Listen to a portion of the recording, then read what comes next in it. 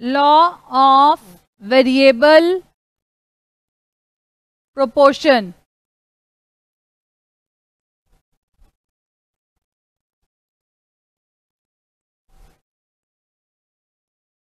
सबसे पहले लिखते हैं लॉ ऑफ वेरिएबल प्रोपोर्शन क्या होता है, व्हाट डज इट मीन, इसका मीनिंग क्या है,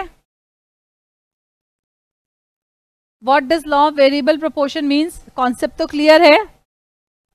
तो शॉर्ट में लिखते हैं law of variable proportion refers to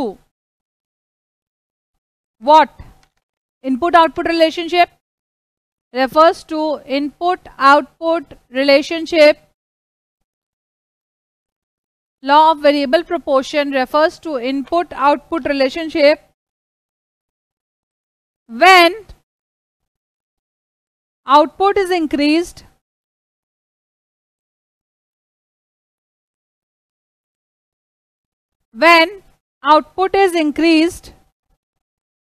by varying the quantity of an input. Simple input output relationship को डिफाइन करते हैं। आउटपुट हम कैसे इंक्रीज कर सकते हैं, इनपुट के क्वांटिटीज को ऑल्टर करके।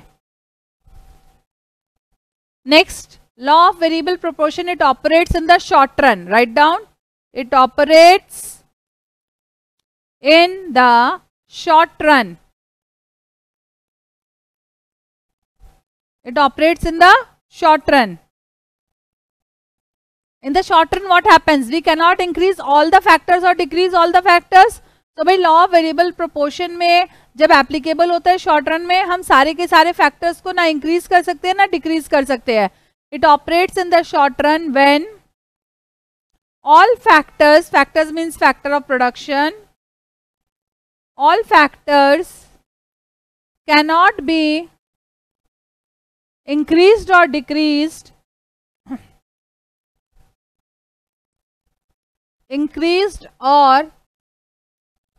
decreased simultaneously.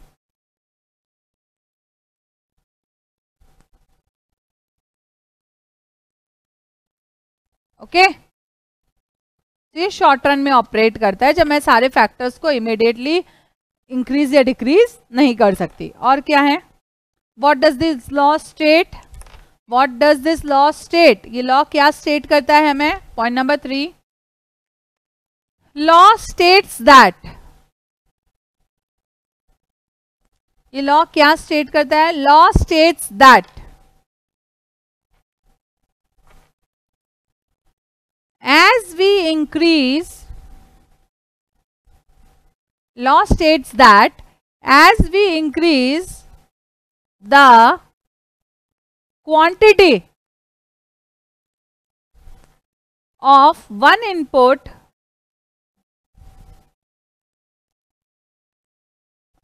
which is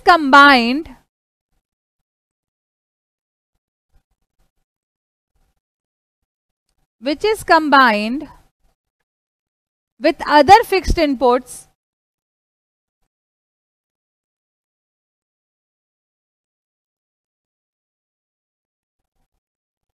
हम अगर एक इनपुट का क्वांटिटी इंक्रीज कर रहे हैं जो कि हम दूसरे फिक्स्ड इनपुट के साथ जो है कंबाइन करके रखे हैं, द मार्जिनल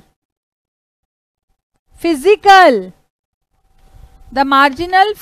प्रोडक्टिविटी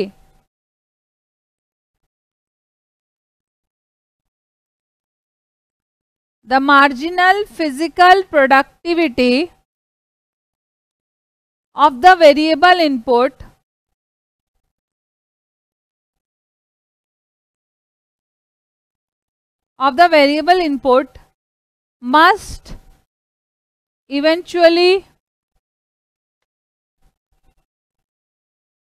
decline. तो ये लॉ बताता है कि शॉर्ट रन में जो मेरा वेरिएबल इनपुट होता है उसका मार्जिनल फिजिकल प्रोडक्टिविटी जो है वो डिक्लाइन करता है जब हम उस इनपुट की क्वांटिटी को दूसरे इनपुट्स के क्वांटिटी के साथ मिला के इंक्रीज करते हैं तब। Is it clear? So law simple language में ये है, but I think authors again आ गए. So there is one author whose name is Leftwich. There is one author whose name is Leftwich. What is said about this law of variable proportions? देखते हैं. उसने बोला, Leftwich ने बोला कि the law of variable proportions states that if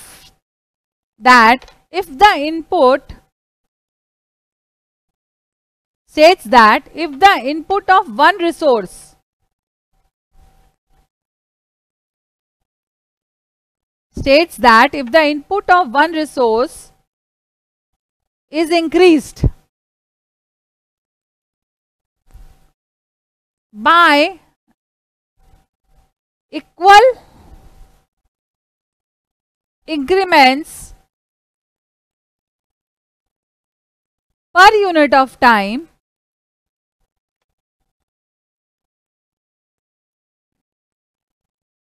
the law of variable proportion states that if the input of one resource is increased by equal increments per unit of time, while the input of other resources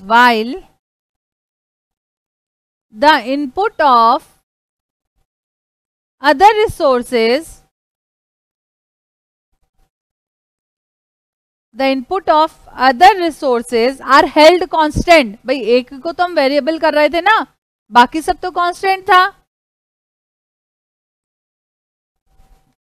तो हमने एक resource के input को increase किया और हम बाकी सब इनपुट अदर रिसोर्सेज के कांस्टेंट कर दिए. तो क्या होगा भाई, आउटपुट पे क्या इम्पैक्ट आएगा? Total output will increase.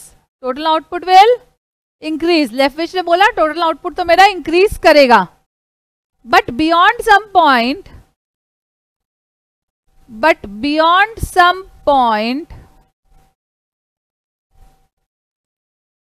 the resulting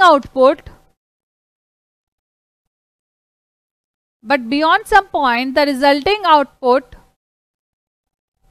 increased will become smaller and smaller. Simple सा बात है. स्टार्टिंग में तो जब आप एक इनपुट को वेरी कर रहे हो, अदर इनपुट को फिक्स रख रहे हो, तो आपका आउटपुट जो है बहुत अच्छे से इंक्रीज करेगा.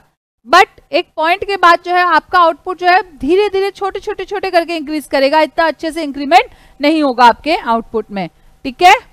तो this definition is given by Leftwich. Leftwich ने इस लॉ को ऐसे बोला है. क्लियर?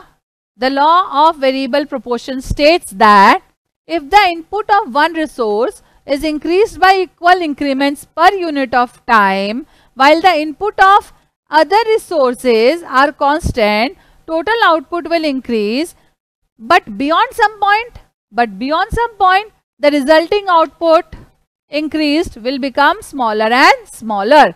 ठीक है. So this is as per Leftwich. Now again law of variable proportion. हमारे बहुत बड़े famous economist सैमुअलसन ने क्या कहा? SAMULESON. हमारे अनदर इकोनॉमिस्ट सैमुअलसन, उन्होंने क्या कहा for law of variable proportion? उन्होंने कहा द लॉ स्टेट्स दैट क्या स्टेट करता है? एन इंक्रीज तो हो ही रहा है. An increase in some input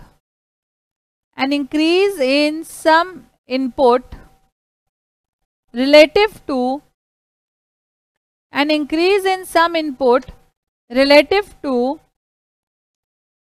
other fixed input,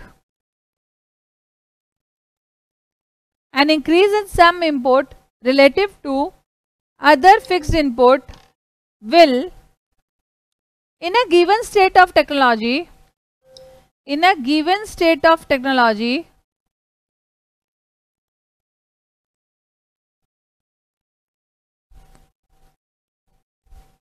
क्या होगा फिक्स्ड इनपुट को उस गिवन स्टेट ऑफ टेक्नोलॉजी में, will cause the total output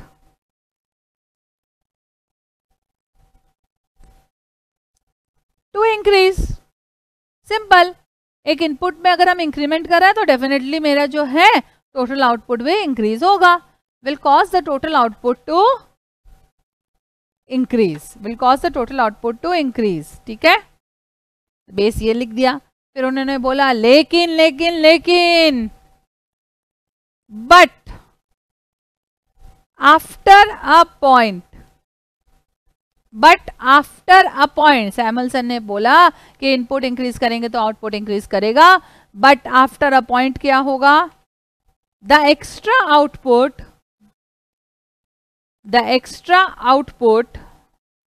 resulting from the same addition of extra inputs, the same addition of extra inputs is likely to become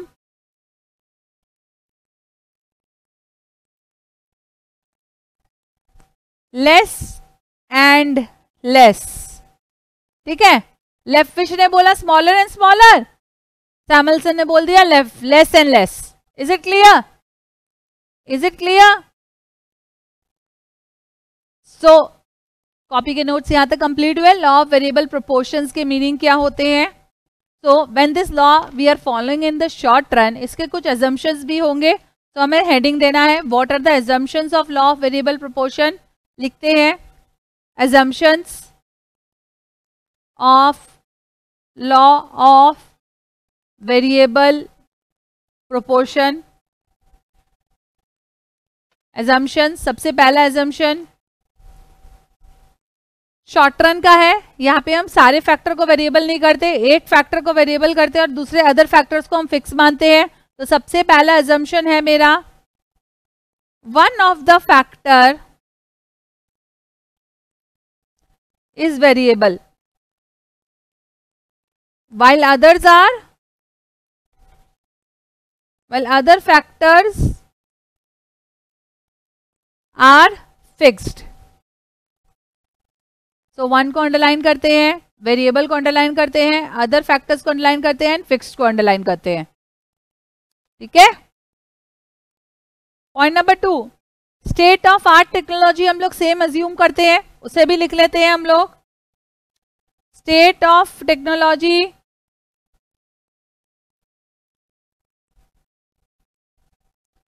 is constant. State of technology is constant. और क्या assumptions है भाई? जो मेरा variable factor है ना, उसके जो यूनिट्स है ना, वो आपके होमोजीनियस है, हेट्रोजीनियस नहीं है. वो अगर वेरी करेंगे तो फिक्स प्रोपोर्शन से वेरी करेंगे. All the units, variable units जो है, जो वेरिएबल फैक्टर है उसके यूनिट्स जो है वो आइडेंटिकल है. माने आप अगर मेजरमेंट कर रहे हो तो it is say buy one bottle, may be it may be 250 ml bottle. Got it? सो आपका यूनिट्स जो है वो होमोजीनियस है, स्टैंडर्डाइज्ड है. तो third option is, third assumption is all units of variable factor, all units of variable factor are homogeneous. All units of variable factor are homogeneous. ठीक है, क्लियर है? And last but not the least, the fourth assumption, भाई जो factors of production है उसको हम अलग अलग प्रोपोर्शंस में यूज कर सकते हैं. Factors of production can be used in different proportions. For example, technology को हम 20% यूज कर रहे होंगे, लेबर को हम 30% यूज कर रहे होंगे, लैंड को हम 50% यूज कर रहे होंगे. या सपोज लैंड को हम 30% यूज करेंगे, लेबर को हम 30% यूज करेंगे और टेक्नोलॉजी को हम 40% यूज करेंगे. तो factors of production can be used in different proportions. Is it clear? Clear? So this 4 are the assumptions of law of variable proportions. ठीक है, समझ में आया आप सबको? यस और नो? चलिए आगे बढ़ते हैं. तो हमने ये लिख लिया. अब जो है हमने वो डायग्राम बनाया था स्टेज 1, स्टेज 2 एंड स्टेज 3, और हमने बताया था कि किस स्टेज में क्या होता है. तो उसका एक समरी हम लोग लिख ही लेते हैं. जो लॉ ऑफ वेरिएबल प्रोपोर्शन है इसके 3 स्टेजेस है. लॉ ऑफ वेरिएबल प्रोपोर्शन के 3 स्टेजेस है. लिखते हैं, यहाँ पे लिखते हैं स्टेज, यहाँ पे लिखते हैं 1, 2 and 3. Law of variable proportion के 3 स्टेजेस है. डिवाइड कर लेते हैं हम लोग. स्टेज, ठीक है. अब इसमें शॉर्ट में लिखते हैं सारे हम. लॉ ऑफ वेरिएबल प्रोपोर्शन के स्टेजेस का एक्सप्लेनेशन. ये क्या होता है, इसमें टीपी, एपी, एमपी का क्या बिहेवियर होता है, इसके बारे में लिखते हैं. सो द स्टेज इज, सबसे पहले नाम लिख लेते हैं. What is the name stage 1 का? बोलिए. लॉ ऑफ, जल्दी बताइए. Law of increasing returns. ठीक है, तो स्टेज 1 को बोलते हैं law of increasing returns. Stage 2 को क्या बोलते हैं? Law of diminishing return.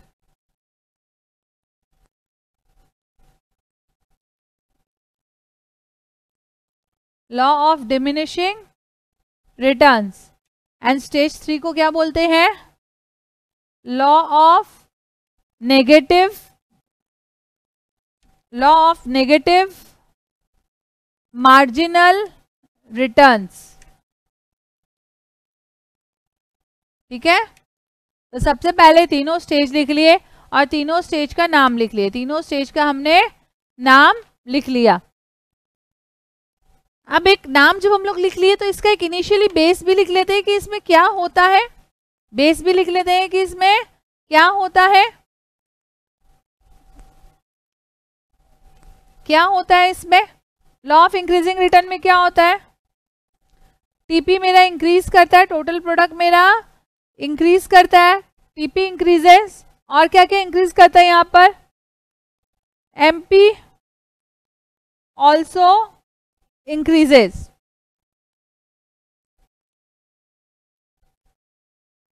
TP increases, MP also increases first. ठीक है. लॉ ऑफ डिमिनिशिंग रिटर्न्स में क्या होता है? लॉ ऑफ डिमिनिशिंग रिटर्न में क्या होता है? MP and marginal product and total product decrease होता है. Marginal product and total product decrease होता है. एंड नेगेटिव में क्या होता है भाई? टोटल प्रोडक्ट डिक्रीज होता है एंड मार्जिनल प्रोडक्ट नेगेटिव हो जाता है. तो ये इसका बेस है, ये इसका बेस है.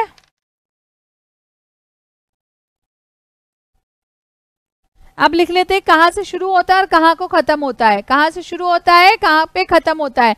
हमने वो जो ग्राफ बनाया था, जो हमने डायग्राम बनाया था, ये वाला स्टेज 1. स्टेज 1 कहाँ से शुरू होता है, कहाँ खत्म होता है. स्टेज 2 कहाँ से शुरू होता है, कहाँ खत्म होता है.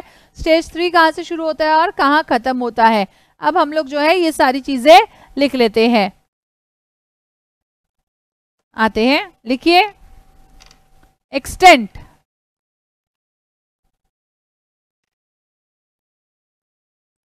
एक्सटेंट क्या एक्सटेंट है? स्टेज 1 का, स्टेज 2 का एंड स्टेज 3 का. स्टेज 1 का एक्सटेंट क्या है? It starts from where? नीचे से 0 से स्टार्ट होता है ना. So it starts from origin, from origin. It starts from origin.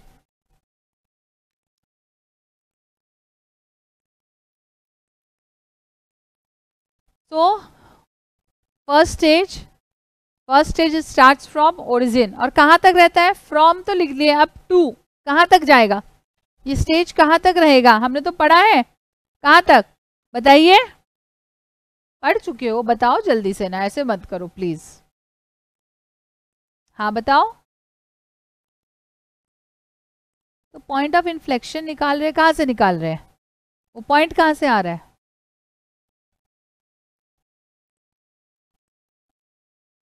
ठीक है, जहां पे एमपी और एपी इक्वल टू हो जा रहा है, जहां पर एपी एक्चुअल में मैक्सिमम हो रहा है, point where AP is maximum, ठीक है, that is MP is equal to AP. Clear है, कहां से कहां, इसका बताइए, ये कहां से कहां, स्टेज 2 जहां मैक्सिमम पॉइंट है, फ्रॉम में क्या लिखते हैं, फ्रॉम में लिखते हैं मैक्सिमम पॉइंट से, point where AP is maximum, कहां से शुरू हो रही है, उस पॉइंट से जहां पर MP is equal to AP, और ये कहां तक जा रहा है, कहां तक जा रहा है, स्टेज 2 कहां तक जा रहा है बताइए, point where total product is maximum, या ब्रैकेट में लिखिए एमपी इज इक्वल टू 0, जहां टोटल प्रोडक्ट मैक्सिमम होता है वहां मार्जिनल प्रोडक्ट 0 होता है ना, उस पॉइंट तक मेरा स्टेज 2 है।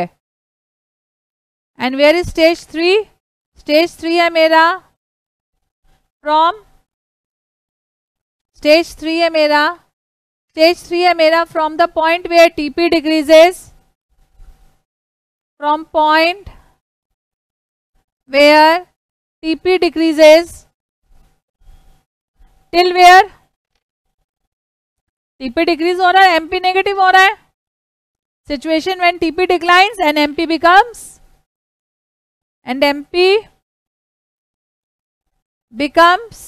negative, MP becomes negative। तो कहां से कहां, इज इट क्लियर, कहां से कहां, इज इट क्लियर, फर्दर आगे बढ़ते हैं, बढ़े, अगर वो डायग्राम को देखे, हम जो डायग्राम बनाए हैं उस डायग्राम में कहां से कहां मेरा स्टेज 1 है, कहां से कहां मेरा स्टेज 1 है,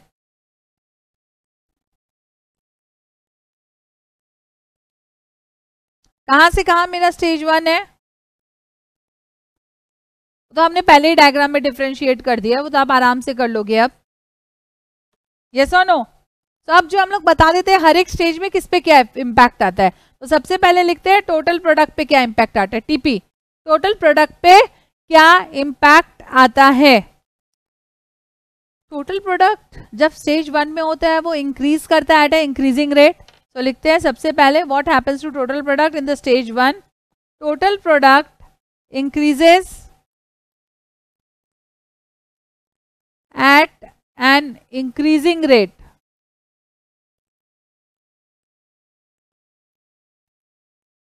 टोटल प्रोडक्ट मेरा इंक्रीज कर रहा है एट एन इंक्रीजिंग रेट, कब तक, till the point of inflection, till the point of inflection, point of inflection के बाद टोटल प्रोडक्ट मेरा इंक्रीज कर रहा है at a decreasing rate, total product increases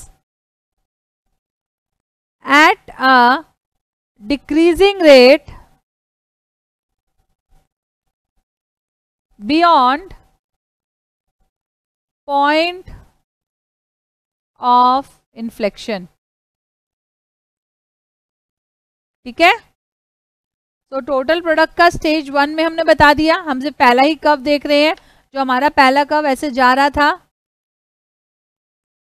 ऐसे इस कर्व के बारे में हम लोग बात कर रहे हैं अब, ठीक है। टोटल प्रोडक्ट स्टेज 1 में कैसा है ये समझ में आ गया आप सबको, अब स्टेज 2 में क्या होता है भाई, स्टेज 2 में टोटल प्रोडक्ट भाई इंक्रीज करता है, हाँ भाई इंक्रीज करता है at a decreasing rate,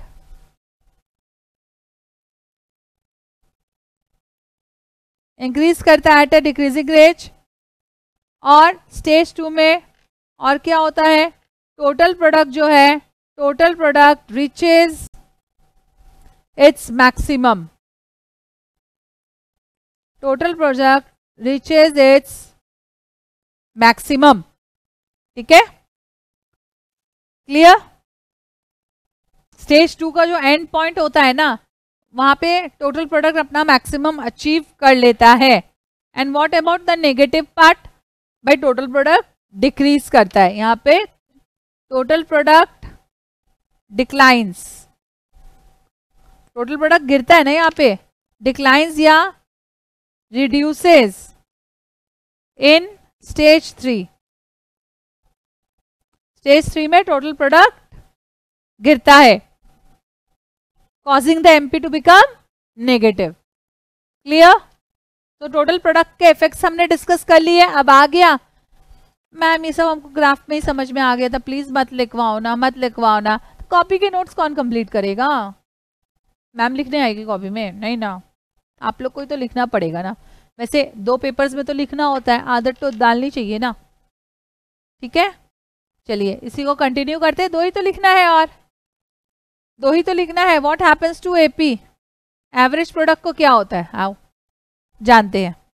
first stage में क्या कर रहे थे, एपी इंक्रीज कर रहा था, लिखते हैं AP increases, AP increases, but MP से कम स्पीड था ना, but at a rate lower than MP. AP increase तो कर रहा है, एमपी भी इंक्रीज कर रहा है, बट एमपी ज्यादा इंक्रीज कर रहा है, एपी कम इंक्रीज कर रहा है। ठीक है,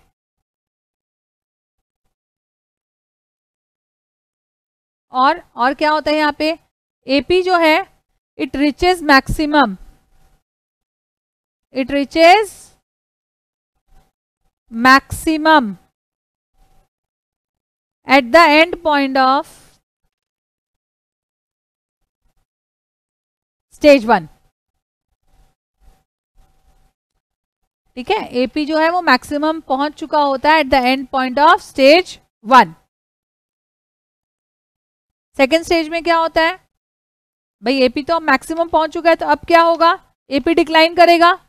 तो in stage 2 AP declines, in stage 2 AP declines, average product declines, but गिरता है तो एपी धीमे ही धीमे गिरता है, एमपी ज्यादा तेज गिरता है ना, वो लिख लेते हैं।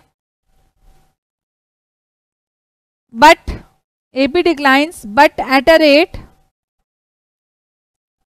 Rate lower than MP. तो भाई एमपी बढ़ता है तो ज्यादा तेज बढ़ता है, और गिरता है तो ज्यादा तेज गिरता है। एपी दोनों धीरे धीरे करता है, ठीक है, इन कंपैरिजन टू एमपी। और यहाँ पे क्या होता है, और क्या होता है यहाँ पर, एपी कर्व जो है, जो मेरा एपी कर्व है उसको हम क्या देख रहे हैं उस डायग्राम से, अपना डायग्राम देखिए। एपी कर्व जो है वो फ्लैटर है, is flatter, AP curve is flatter than MP. ठीक है, एंड स्टेज 3 में क्या होता है, एपी के साथ क्या होता है स्टेज 3 में, एपी डिक्लाइंस, अभी भी गिरता ही रहता है, but still remains positive, but still remains positive. ठीक है, सो एपी जो है, एपी में क्या हो रहा है वो हमने लिख लिया, एपी में क्या हो रहा है वो हमने लिख लिया है। अब जो है हम फर्दर देखते हैं कि एमपी में क्या होता है। समझ में तो हमें सब कुछ आ चुका है, समझ में तो हमें सब कुछ आ चुका है। अब देखते हैं एमपी में क्या होता है, लिखते हैं यहाँ पे एमपी में क्या होता है देखते हैं। एमपी सबसे पहले राइज करता है स्टेज 1 में, MP initially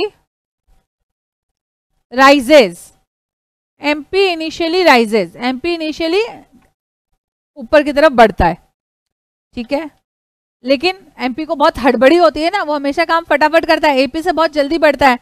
initially rises faster than AP. ठीक है, पॉइंट नंबर 1. और क्या करता है एमपी स्टेज 1 में? और क्या करता है स्टेज 1 में? जब एमपी ज्यादा जल्दी जल्दी बढ़ रहा है तो एमपी कर्व स्टीपर होगा. इस स्टेज 1 में एमपी कर्व इज स्टीपर. जब एपी कर्व मेरा फ्लैटर है तो ये मेरा ज्यादा स्टीपर है. ठीक है, so MP curve is steeper than the rising AP curve. आ गया? यहां पर एमपी क्या होता है? स्टेज 1 में ही पॉइंट ऑफ इन्फ्लेक्शन आ जाता है. यहां पर this is the most important point. Stage 1 में ही पॉइंट ऑफ इन्फ्लेक्शन आ जाता है. MP is maximum at point of inflection. MP is maximum at point of inflection.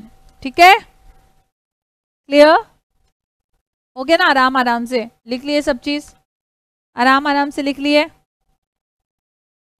तो माने जब मेरा MP मैक्सिमम यहीं आ जा रहा है तो इसी पॉइंट पे यहाँ पे एक और चीज हम नोट्स में डाल सकते हैं, वो ये है MP is equal to AP at the end of stage 1.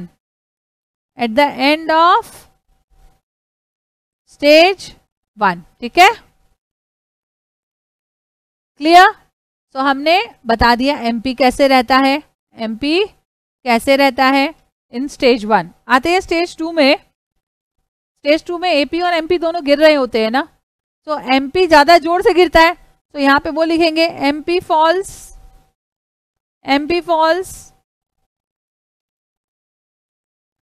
earlier than AP. और क्या लिखेंगे यहाँ पे? और क्या लिखेंगे यहाँ पर? यहाँ पर जो है MP मेरा 0 आ जाता है. At the end of stage 2, at the end of stage 2, at the end of stage 2, sorry numericals नहीं लिखते हैं, रोमन लिखना है. At the end of stage 2 what happens? MP is equal to 0. MP is equal to 0. ठीक है, तो MP का भी बता दिए क्या होता है स्टेज 2 में. अब स्टेज 3 में MP के साथ क्या होता है? भाई कुछ नहीं होता है ma'am, MP becomes negative. MP becomes negative. ठीक है, so this completes my explanation of law of variable proportion various stages. किसमें क्या होता है? एक और चीज बता देना चाहूंगी, स्टेज 1 में हमेशा ध्यान रखना है, MCQs में आ सकता है, इसीलिए मैं आपको लिखवा ही दे रही हूं. इन केस ऑफ स्टेज 1 ये ध्यान रखना, MP कर्व जो है, MP ही लिख रहे हैं इसलिए लिख लेते हैं.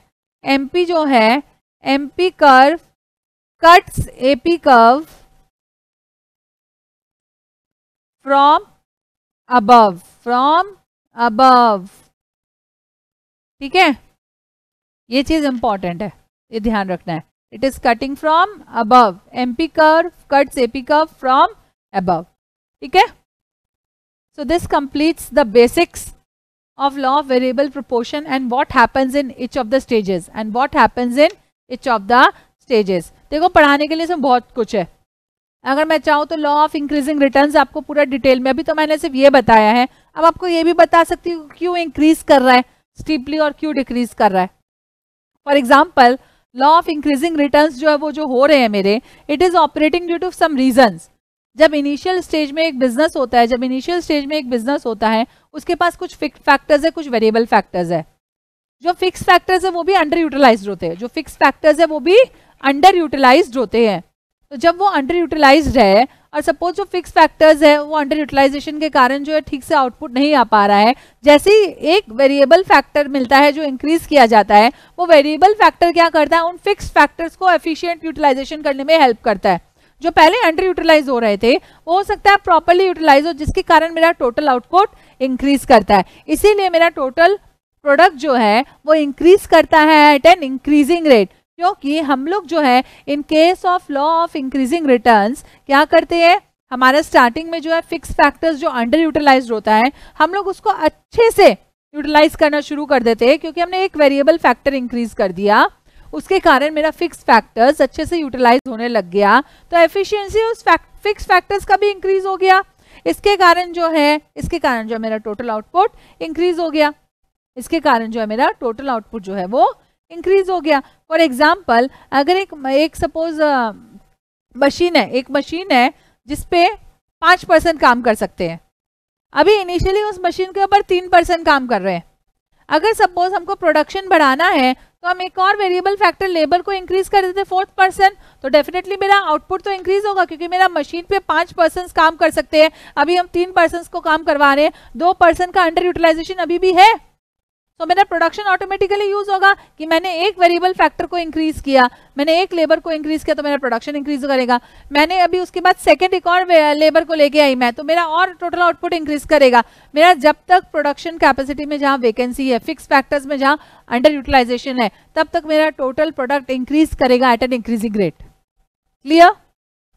उसके बाद जब हम वेरिएबल फैक्टर को, पहला रीजन था लॉ ऑफ इंक्रीजिंग रिटर्न का कि फिक्स फैक्टर्स जो है वो अंडर यूटिलाइज्ड है, फिक्स फैक्टर्स अंडर यूटिलाइज्ड है और फिक्स फैक्टर्स को हम लोग एफिशिएंटली यूटिलाइज कर रहे हैं, इसीलिए हम लोग वेरिएबल फैक्टर को इंक्रीज कर रहे हैं। तो अब जो वेरिएबल फैक्टर इंक्रीज कर रहे हैं उसको भी तो खाली नहीं बैठाओगे, उसको भी आप अच्छे से यूज करोगे, उसको भी आपको एफिशिएंटली यूज करना पड़ेगा। तो इसके कारण क्या होगा, इसके कारण मेरा वेरिएबल फैक्टर्स का जो एफिशिएंसी है वो भी इंक्रीज करेगा, इसीलिए टोटल प्रोडक्ट मेरा इंक्रीज करता है। और हम ये मान के चलते हैं कि जो वेरिएबल फैक्टर्स है ना मेरा, ये स्केयर्स नहीं है, हमें रेडीली अवेलेबल है। अगर मुझे लेबर बढ़ाना है तो इजीली अवेलेबल है मार्केट में लेबर बढ़ाने के लिए, तो इसलिए वेरिएबल फैक्टर स्केयर्स नेचर का नहीं होने के कारण जो है मेरा आउटपुट जो है वो इंक्रीज करता है। And last but not the least, जब तक हम हमारे प्रोडक्शन प्रोसेस में राइट कॉम्बिनेशन पे नहीं पहुंच जाए, जब तक मेरा प्रोडक्शन एफिशिएंसी हम अचीव नहीं कर लेते, तब तक हम लोग फिक्स्ड और वेरिएबल फैक्टर्स के बीच में प्रोपोर्शंस बनाते रहते हैं। ठीक है? So tell me why law of increasing returns जो है वो ऑपरेट करता है। Tell me now why law of increasing returns operate करता है। भाई law of increasing returns operate करता है due to the following reasons. Number 1, हमारे फिक्स फैक्टर्स जो है वो हमने अंडर यूटिलाइज कर रखे हैं। अब हम लोग वेरिएबल फैक्टर्स जब इंक्रीज कर रहे हैं तो मेरा फिक्स फैक्टर से एफिशिएंसी निकल रहा है, जिसके कारण मेरा प्रोडक्टिविटी इंक्रीज हो रहा है, तो मेरा टोटल आउटपुट इंक्रीज हो रहा है। सेकेंड, जो हम वेरिएबल फैक्टर को इंक्रीज कर रहे हैं उसको भी हम एफिशिएंटली यूज कर रहे हैं, इसके कारण भी मेरा प्रोडक्टिविटी या प्रोडक्शन इंक्रीज हो रहा है। थर्ड, जो वेरिएबल फैक्टर हम लोग यूज कर रहे हैं वो स्केयर्स नेचर का नहीं है, इसके कारण जो है मेरा आउटपुट भी इंक्रीज कर रहा है। एंड फोर्थ, हम लोग जो है राइट कॉम्बिनेशन तक पहुंच रहे हैं, हम लोग प्रोडक्शन एफिशिएंसी जो है फिक्स्ड और वेरिएबल का मिक्स एंड मैच कॉम्बिनेशंस बना के हम लोग जो है वो राइट कॉम्बिनेशन तक प्रोडक्शन एफिशिएंसी का पहुंचना चाहते हैं। इसलिए is it clear? Law of increasing return stage 1, yes और नो? ये पॉइंट्स आप लोग लिख लीजिए please, 4 points. Yes, why law of increasing return operates, explanation to the law of increasing return stage 1, कुछ भी लिख लीजिए इसको। ठीक है? हाँ, फिक्स फैक्टर अच्छे से यूटिलाइज करना और वेरिएबल फैक्टर्स को भी एफिशिएंटली यूज करना, वेरिएबल फैक्टर स्केयर्स नहीं है, and last but not the least fix proportion में लाना, राइट कॉम्बिनेशन का पता करना। यस, सो स्टेज 1 कंप्लीट, स्टेज 1 कंप्लीट। अब आते हैं स्टेज 2 में, stage 2 law of diminishing return. भाई लॉ ऑफ डिमिनिशिंग रिटर्न में क्या क्या होता है आप बताइए, सोचिए क्या होता है। जब वहाँ इंक्रीज हो रहा है, यहाँ पर क्या हो रहा है, यहाँ पे सब डिक्रीज हो रहा है ना। अब यहाँ पे जो है मेरा फिक्स फैक्टर्स है वो इनएडिक्वेट है, अब मेरा फिक्स फैक्टर्स जो है वो इनएडिक्वेट है। यहाँ पर क्या होता है, एपी एमपी दोनों डिक्रीज करते हैं, एपी और एमपी दोनों डिक्रीज करते हैं। यहाँ पे क्या होता है, फिक्स फैक्टर्स जो है वो इनएडिक्वेट है। आपने अपना स्टेज 1 में ही सारे फिक्स फैक्टर्स को यूज कर लिया, स्टेज 1 के एंड में जो है टोटल प्रोडक्ट इंक्रीज कर रहा है but at a diminishing rate, क्योंकि अब उसके पास और कोई स्कोप नहीं है, क्योंकि आपने already efficient utilisation of fix factor कर लिया है। जब आप already efficient utilisation of fix factor कर लिए हैं, उसके बाद अगर आप वेरिएबल फैक्टर को इंक्रीज करते हैं तो उसके कारण हो क्या रहा है, total output is not increasing at an increasing rate, वो it is increasing at a diminishing rate, जिसके कारण मेरा एमपी और एपी भी डिक्लाइन करना शुरू कर देता है। यस और नो? क्योंकि हमने तो अपने फिक्स फैक्टर्स को अब एडिक्वेटली यूज कर लिया है, अब और हम उसको अच्छे से यूज कैसे करें? अब उसके बाद जो वेरिएबल फैक्टर दे रहे हैं वो भी हमने एफिशिएंटली ऊपर ही यूज कर लिया है स्टेज 1 में, तो अब यहाँ पर और हम उसको एफिशिएंटली कैसे यूज करें? कोई स्कोप ही नहीं है, कोई स्कोप ही नहीं है भाई। मेरा फिक्स फैक्टर्स जो है वो अपने मैक्सिमम कैपेसिटी पे पहुंच चुका है, कोई फर्दर स्कोप ही नहीं है कि हम जो है और फर्दर एफिशिएंसी निकाल सके मेरे वेरिएबल फैक्टर से। तो जब मैं फर्दर एफिशिएंसी निकाल ही नहीं सकती और फिर भी मैं आपका वेरिएबल फैक्टर ऐड ऑन करते जाऊंगी तो क्या होगा, इवेंचुअली एफिशिएंसी जो है वो डिक्रीज करने लगेगी, thereby making that TP, AP and MP curve to fall down. So this means what? Law of diminishing returns stage 2. एक और चीज बताना चाहूंगी, हमने एज्यूम किया है हमारे पास जो फिक्स्ड फैक्टर है वो स्केर्स है, लेकिन एक और चीज हमने एज्यूम किया है कि भाई वो फिक्स फैक्टर का कोई परफेक्ट सब्स्टिट्यूट नहीं है। हमने एक और चीज एज्यूम किया है in case of law of diminishing returns, क्या एज्यूम किया है कि भाई फिक्स्ड फैक्टर जो है मेरा उसका कोई दूसरा परफेक्ट सब्स्टिट्यूट अवेलेबल नहीं है। तो सपोज अगर इस फिक्स्ड फैक्टर का परफेक्ट सब्स्टिट्यूट अवेलेबल होता तो क्या होता? जो फिक्स फैक्टर है जिसका हम एफिशिएंसी अब बढ़ा नहीं पा रहे हैं, हम तो रिसोर्स को स्केर्स मान रहे हैं, अगर उस फिक्स फैक्टर का सपोज एक परफेक्ट सब्स्टिट्यूट अवेलेबल होता तो जब वो फिक्स फैक्टर मेरे पास नहीं है तो हम वो दूसरा परफेक्ट सब्स्टिट्यूट लेके अपने प्रोडक्शन प्रोसेस में हम टोटल आउटपुट को इंक्रीज करने की कोशिश करते। तो इसीलिए यहाँ पे अज्यूम किया गया है कि भाई जो मेरा फिक्स्ड फैक्टर है उसका कोई भी आपका परफेक्ट सब्स्टिट्यूट नहीं है, जिसके कारण आप जो है उसको ऑल्टरनेटिव यूज लेके टोटल आउटपुट को इंक्रीज कर सको। ऐसा कोई भी आपका फिक्स्ड फैक्टर का परफेक्ट सब्स्टिट्यूट नहीं है। ठीक है, is it clear? So this is the reason why law of diminishing return operates stage 2. Is it clear? Stage 2. And what happens in law of negative return stage 3? What happens in law of negative return stage 3? बताइए। अब यहाँ पे ना negative returns क्यों आएगा? जब एक जगह काम करने के लिए आपको 3 लोग चाहिए, वहां पे आप एक्सेसिव वेरिएबल फैक्टर दिए जा रहे हो 3 की बजाय 8 को रख रखे हो, तो वो 5 जो एक्स्ट्रा है उसका क्या होगा? वो आउटपुट तो आपका इंक्रीज करवा नहीं रहा है, आउटपुट तो आपका नीचे डिक्रीज कर रहा है। मशीन में वो 5 लोग आपके आइडल बैठे रहेंगे। तो वो है मेरा वेरिएबल फैक्टर जब मेरा एक्सेसिव हो जाता है, जब वेरिएबल फैक्टर्स मेरा एक्सेसिव हो जाता है जो मेरे प्रोडक्शन प्रोसेस में जिसकी रिक्वायरमेंट ही नहीं है, तभी मेरा ये लॉ ऑफ नेगेटिव रिटर्न जो है वो ऑपरेट करता है। जो लॉ ऑफ नेगेटिव रिटर्न जो है ये ऑपरेट करता है, इसके कारण टोटल आउटपुट जो है मेरा वो फॉल करता है इंस्टेड ऑफ राइजिंग, क्योंकि मेरे पास एक्सेसिव वेरिएबल फैक्टर है। आया समझ में आप लोगों को? यस और नो? पक्का? ठीक है। सो अब इस लॉ ऑफ नेगेटिव रिटर्न में जो है हमें क्या, वेरिएबल फैक्टर को अब जो है जो एक्सेस है जो कि मेरा जिसके कारण मेरा टीपी नेगेटिव हो रहा है, हमें अब वेरिएबल फैक्टर को डिमिनिश करना होगा। जो एक्स्ट्रा है उसे हमें एक्स्ट्रा को कम करना पड़ेगा, जिसमें आपको छटनी करनी पड़ेगी। Is it clear? So now tell me, is it clear? Law of variable proportion and its various stages, stage में क्या हो रहा है? Is it clear? Yes or no? Yes? So, अभी तक ये पढ़ा आपने। Tell me some of the exceptions of law of variable proportion. Tell me some of the exceptions of law of variable proportion. Law of variable proportion के आप exceptions मुझे बताइए। I'm waiting.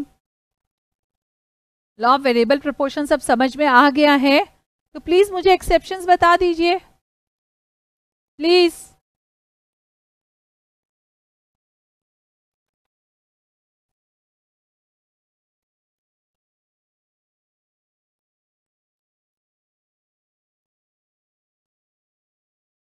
बताइए। Yes, very good. हमने state of art technology को constant assume किया था वहाँ एजम्पशंस में लॉ ऑफ वेरिएबल प्रोपोर्शन के। तो अगर सपोज टेक्नोलॉजी का स्टेट ऑफ आर्ट हम चेंज कर देते हैं by introduction of some invention या इनोवेशन, तो मेरा ये एक्सेप्शन आ जाएगा to law of variable proportion. Agree, very good, very good dear. आगे बताइए, बोलिए, शर्माइए मत, बोलिए।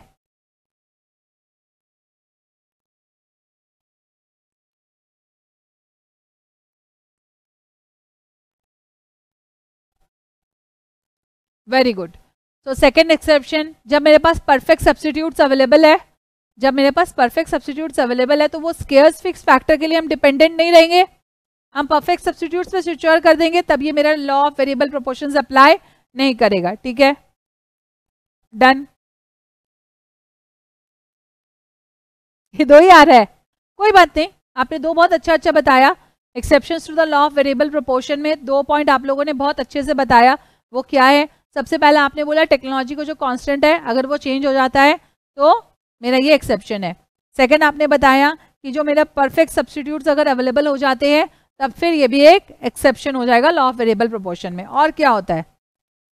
ये लॉ मेरा तब भी अप्लाई नहीं करता जब मेरे फैक्टर्स को हम लोग प्रोपोर्शनेटली वेरी करते हैं। अगर हम सारे फैक्टर्स को एक ही प्रोपोर्शन में वेरी करेंगे, सपोज लेबर को भी 10% बढ़ाएं, कैपिटल को भी 10% बढ़ाएं, सारे फैक्टर्स को अगर हम सेम प्रोपोर्शन में इंक्रीज या डिक्रीज करते हैं तब भी मेरा ये लॉ ऑफ वेरिएबल प्रोपोर्शन जो है वो अप्लाई नहीं करता। और कब एप्लीकेबल नहीं होता ये मेरा लॉ ऑफ वेरिएबल प्रोपोर्शन? भाई लॉ जो है मेरा एक फर्म का प्रॉफिट कैलकुलेशन में नहीं आता कभी भी। Law of does not operate, law does not operate, law does not operate in the profitability of the producing firm in monetary terms। Law of variable proportion को आप प्रॉफिट कैलकुलेशन या monetary terms में आप इसको analyse नहीं कर सकते। ठीक है, so these are the few of the exceptions of law of variable proportions। clear? clear? so basically we have completed law of variable proportion, we have completed law of variable proportion। So what will a rational producer do? What will a rational producer do? What will be the behavior of a rational producer? Rational producer का behavior क्या रहेगा? So this is your notes that you need to write। exceptions आप लोग लिखने वाले हो, यहाँ copy में लिखो exceptions। exceptions के लिए आई थिंक इतना स्पेस आप लीव कर दो। 1 2 3 4 आप लोग लिख लेना अपने आप। After exceptions, give the heading,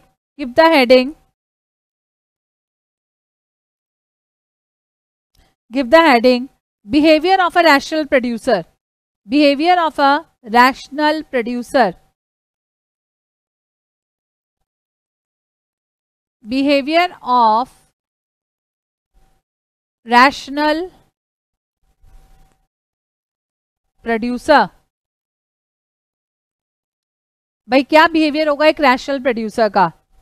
मैंने ओरली ये डिस्कस किया है, जस्ट नोट्स कंप्लीट कर लेते हैं, नोट्स कंप्लीट कर लेते हैं।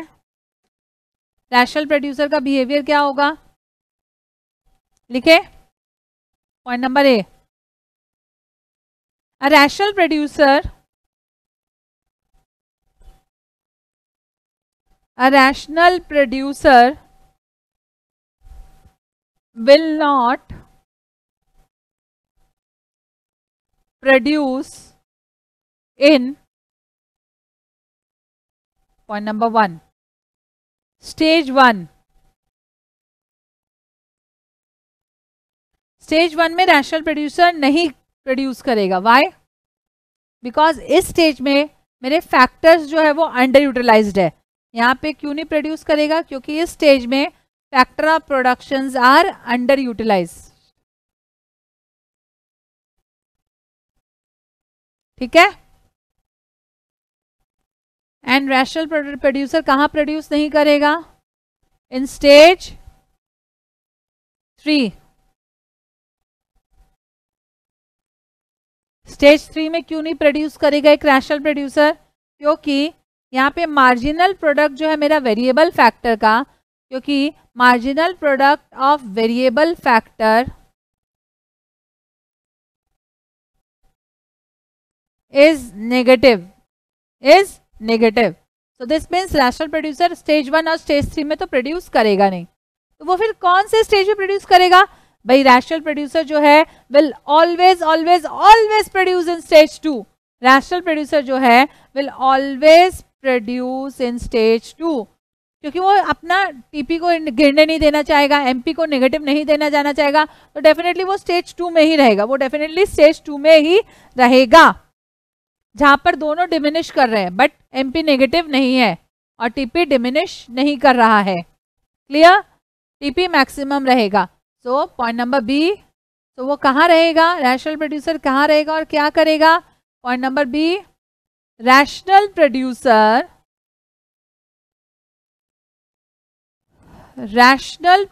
जो है will always produce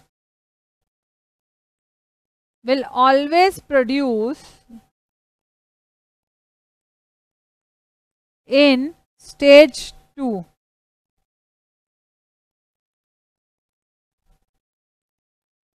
A rational producer will always produce in stage 2. क्यों?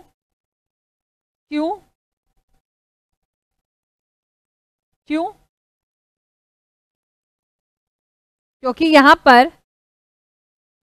यहाँ पर दोनों जो है marginal product and average product of variable factor are diminishing.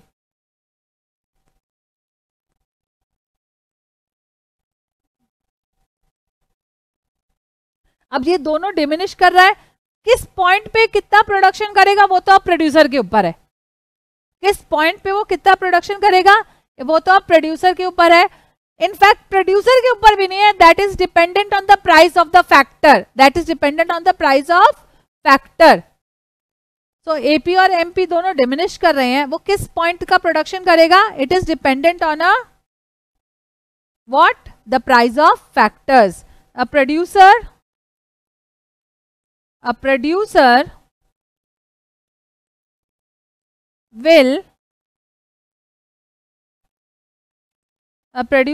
will decide to produce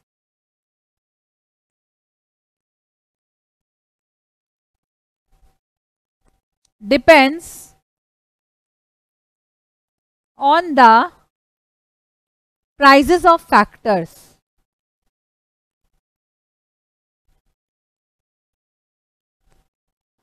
ठीक है?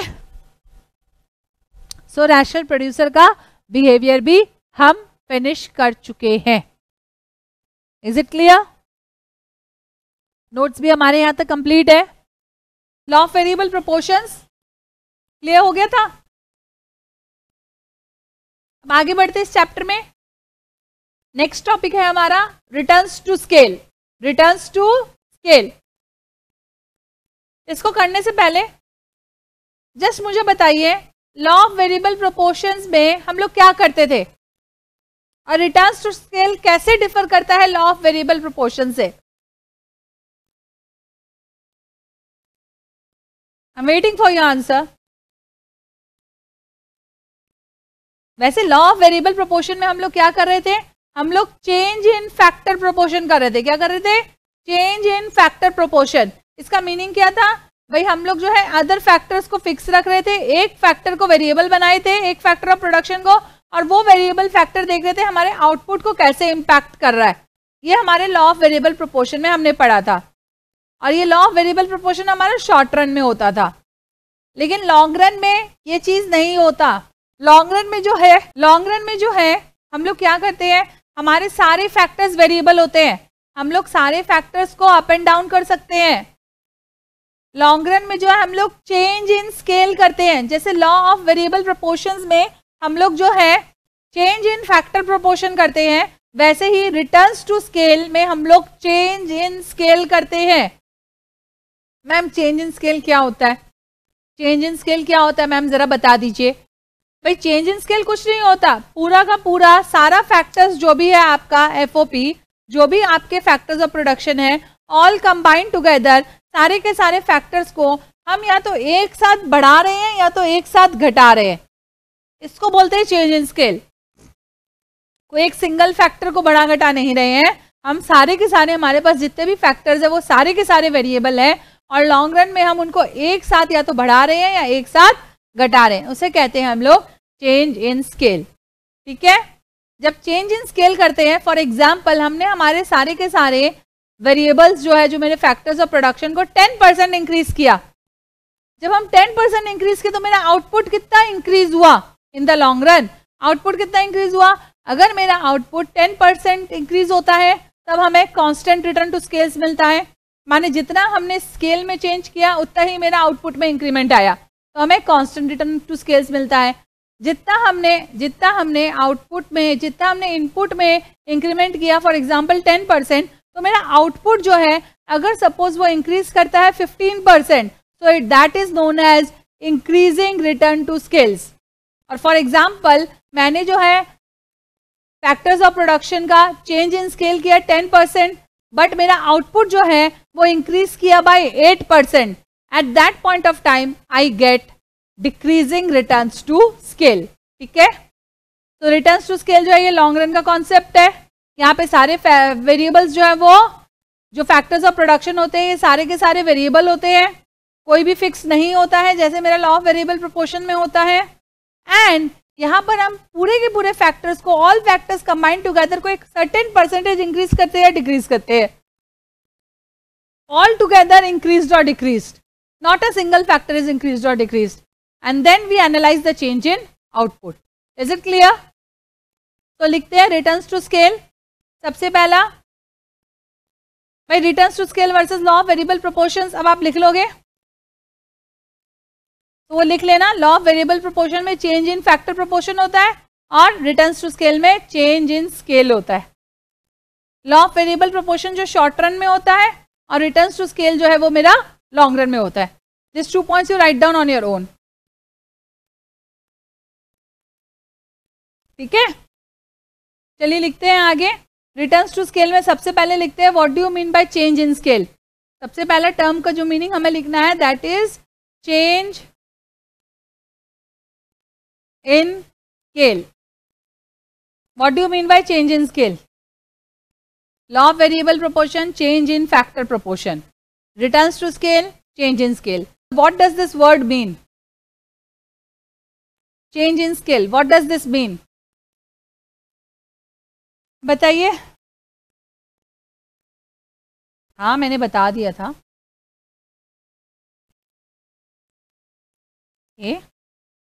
All the factor of production, all the factor of production are increased or decreased, are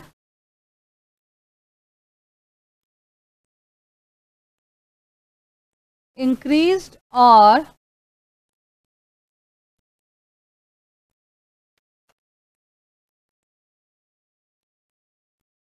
decreased in the same proportion, in the same proportion।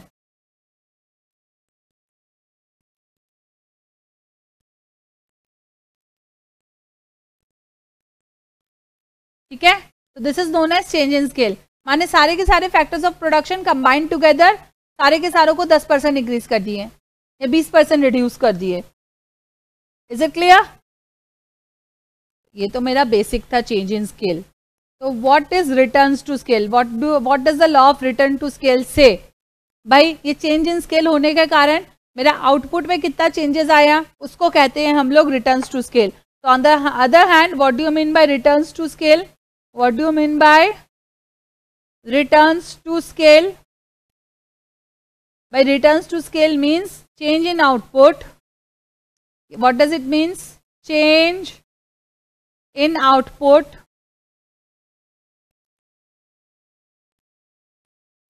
due to change in scale.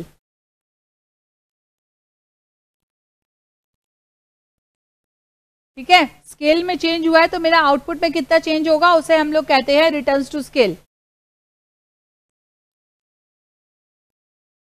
और क्या होता है returns to scale में? In fact returns to scale और law of returns to scale, कुछ भी बोलिए। और क्या होता है? It happens in the long run, it operates in the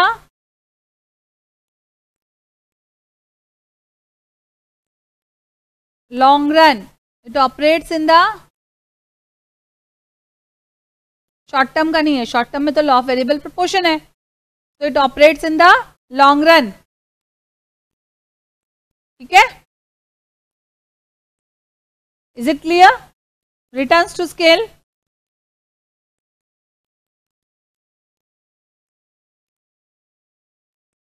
तो अगर कोई आपको एक एमसीक्यू में क्वेश्चन दे, अगर ये बोले change in output as a result of variation in factor proportion, change in output as a result of variation in factor proportion, तो उसका मीनिंग होता है लॉ ऑफ वेरिएबल प्रोपोर्शंस के बारे में बात कर रहे हैं। और अगर आपको कोई बोले study of change in output as a result of change in scale, it forms the subject matter of returns to scale. Is it clear? एकदम इजी। एक चीज ध्यान रखिएगा, एक फर्म जो लॉन्ग रन में रिटर्न्स ऑफ स्केल को enjoy करता है, वो रिटर्न्स टू स्केल जो है it is purely technologically determined. जो रिटर्न्स टू स्केल है that a firm faces are returns to scale are purely technologically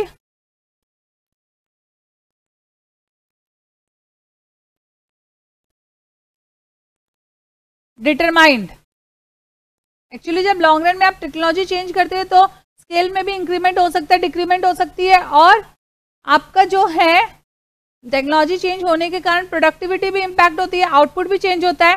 so returns to scale are purely technologically determined. Ma'am इसका meaning क्या कहना चाहते हो? ये कहना चाहते हैं कि अगर मेरा रिटर्न्स टू स्केल हो रहा है तो वहाँ मत सोचो returns to scale are not influenced by, they are not influenced by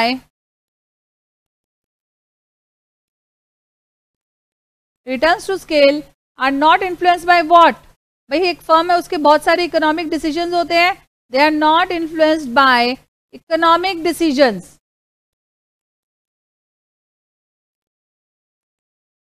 Again a MCQ question,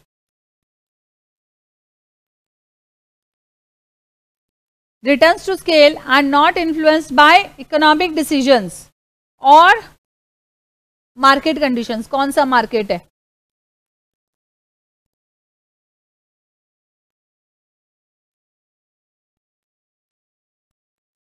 ठीक है, ये दोनों फैक्टर है जो कि मेरे रिटर्न्स टू स्केल को इम्पैक्ट नहीं करते हैं। एक बिजनेसमैन जो एक फर्म चला रहा है, एक प्रोड्यूसर जो प्रोड्यूस कर रहा है, वो रिटर्न्स टू स्केल का समय जो है सिर्फ टेक्नोलॉजी डिटरमाइंड डिसीजंस लेता है, वो इकोनॉमिक डिसीजंस नहीं लेता, ना वो मार्केट कंडीशंस को देखता है। Is it clear? यस, आगे बढ़े। रिटर्न्स टू स्केल जो है वो 3 तरीके के होते हैं। रिटर्न्स टू स्केल जो है वो 3 तरह के होते हैं। मैम क्या 3 तरह के होते हैं? जैसे हमने लॉ ऑफ वेरिएबल प्रोपोर्शन में 3 स्टेजेस पढ़े थे, वैसे ही रिटर्न्स टू स्केल भी मेरे 3 तरीके के होते हैं। और वो 3 तरीके कौन से हैं? भाई मैम 3 तरीके हैं। सबसे पहला constant return to scales, constant, दूसरा है इंक्रीजिंग और तीसरा है डिक्रीजिंग। रिटर्न्स टू स्केल मेरे 3 तरह के होते हैं। पहला है कांस्टेंट रिटर्न्स टू स्केल, दूसरा इंक्रीजिंग रिटर्न्स टू स्केल और तीसरा है decreasing returns to scale. Ma'am ये नाम आपने बोल दिया, इसका मीनिंग क्या है ma'am? What are this ma'am? Please थोड़ा सा इलैबोरेट कर दीजिए, प्लीज थोड़ा सा इलैबोरेट कर दीजिए। मैंने वैसे आपको एग्जांपल्स में बताया है। कांस्टेंट रिटर्न्स टू स्केल क्या होता है? कांस्टेंट रिटर्न्स टू स्केल में हम लोग जो है इंक्रीज करते हैं, कांस्टेंट रिटर्न्स टू स्केल में हम लोग जो इंक्रीज करते हैं स्केल में, सपोज 10% इंक्रीज किए, जो मेरा आउटपुट है वो इंक्रीज करेगा कितना? By 10% only. जितना स्केल में इंक्रीज किया उतना ही सेम प्रोपोर्शन में मेरा आउटपुट इंक्रीज हुआ, उसे कहते हैं कांस्टेंट रिटर्न टू स्केल्स। लिखते हैं with the increase in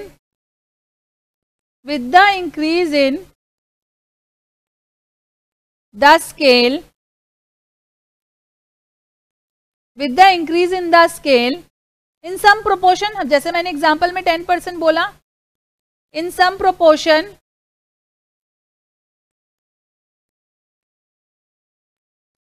with the increase in the scale in some proportion, output increases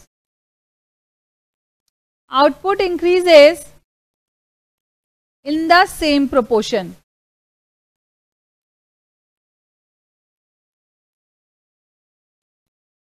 example, अगर चेंज इन स्केल मेरा 10% हो रहा है इंक्रीमेंट, तो मेरा आउटपुट भी जो है वो 10% ही इंक्रीज करेगा। ठीक है, तो this is known as constant returns to scale. This is known as constant returns to scale. इसी को बेस बनाते हुए अब हम इंक्रीजिंग एंड डिक्रीजिंग कर लेते हैं। इंक्रीजिंग रिटर्न्स टू स्केल क्या होता है भाई? इंक्रीजिंग रिटर्न्स टू स्केल में क्या होता है? विद द इंक्रीज इन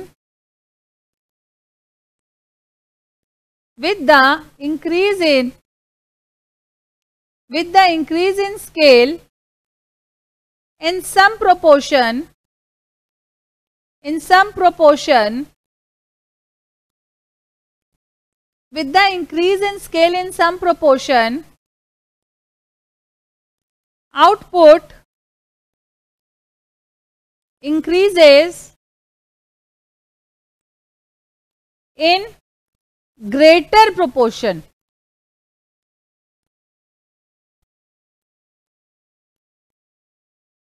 ठीक है, मैंने इसका मीनिंग क्या हुआ? एग्जाम्पल, चेंज इन स्केल हुआ मेरा 10% इंक्रीमेंट, तो आउटपुट जो है इट इज इंक्रीजिंग बाय से 15%। ठीक है, तो this is known as increasing returns to scale. Coming to the third portion, the decreasing returns to scale. What happens in this? Ma'am 10% change in scale हुआ है, 8% output increase कर रहा है। Yes dear, correct. With the increase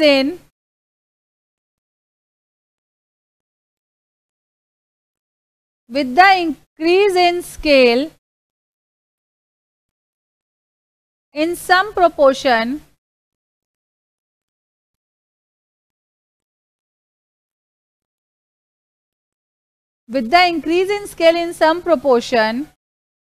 the output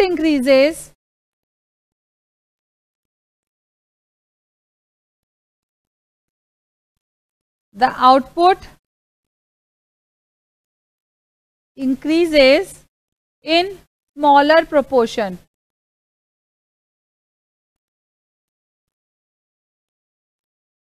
example, CIS जो है change in scale हुआ 10% upwards, total output जो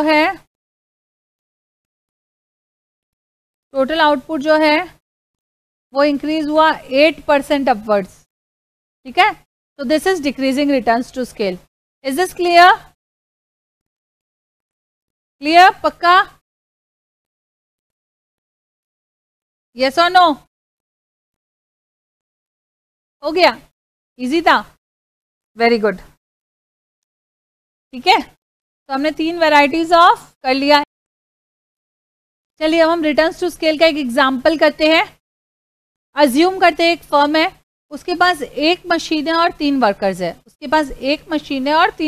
है। ठीक है, एग्जाम्पल लिखते हैं। Example, assume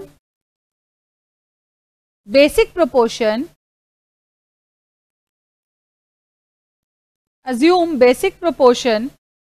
of resources is one machine and 3 workers.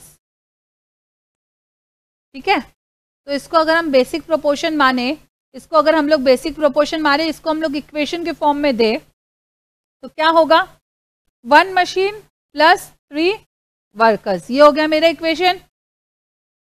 ठीक है, और अब हम हर एक स्केल चेंज पे टीपी और एमपी निकालते हैं, टीपी और एमपी निकालते हैं, total product and marginal product निकालते हैं. क्लियर? तो एक चार्ट बना लेते हैं.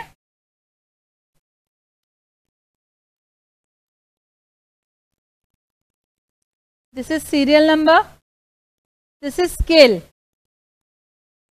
This is total product and we need to find out the marginal product. ठीक है, आउटपुट में कितना चेंज हुआ है due to change in scale, ये देखते हैं. सबसे पहला केस 1, नॉर्मल स्केल लिखते हैं, 1m प्लस 3w. अभी का सिचुएशन, अभी के सिचुएशन में टोटल प्रोडक्ट, सपोज वो फर्म जो है वो 2000 यूनिट्स बना रही है, वो 2000 यूनिट्स बना रही है. ठीक है, तो what will be the marginal product है 2000, क्योंकि प्रीवियसली तो सब चीज 0 है. क्लियर? तो 2000 minus 0 comes to 2000. Now let's change the scale. Scale को हम डबल करते हैं, स्केल को हम डबल करते हैं. 1m प्लस 3w है, मल्टीप्लाई विथ 2 करते हैं, let it become 2m plus 6w. 2 machines लगा लिए हैं और 6 वर्कर्स कर दिए. तो मैंने जब मेरा स्केल को डबल किया, मेरा आउटपुट जो है वो इंक्रीज करेगा. सपोज कितना इंक्रीज किया, 2000. मैंने स्केल को डबल किया, मैंने स्केल को डबल किया है, तो मेरा सपोज आउटपुट जो है वो हो गया है, अब नया आउटपुट है मेरा 5000 यूनिट्स. जब मैंने स्केल को डबल किया, मेरा नया आउटपुट है 5000 यूनिट्स. माने यहाँ क्या हो रहा है, माने अगर डबल होता तो 2000 का 4000 होता, बस यहाँ पे आउटपुट ज़्यादा हो रहा है, आउटपुट मेरा ज़्यादा बन रहा है. मेरा स्केल इंक्रीमेंट किया डबल, मेरा आउटपुट डबल से भी ज़्यादा हो गया. तो दिस मीन्स यहाँ पर increasing returns to scale follow हो रहा है. और यहाँ मार्जिनल प्रोडक्ट क्या आया, 3000. कितना, 3000. कैसे आया, ये 5000 और 2000 को डिडक्ट करके. Is it clear? Is it clear? चलिए इसको आगे बढ़ाते हैं. I am giving you some values, फटाफट अब आप कैलकुलेशन करिए, आप फटाफट कैलकुलेशन करिए. 9 तक के बॉक्सेस बनाइए, 3 4 5 6 7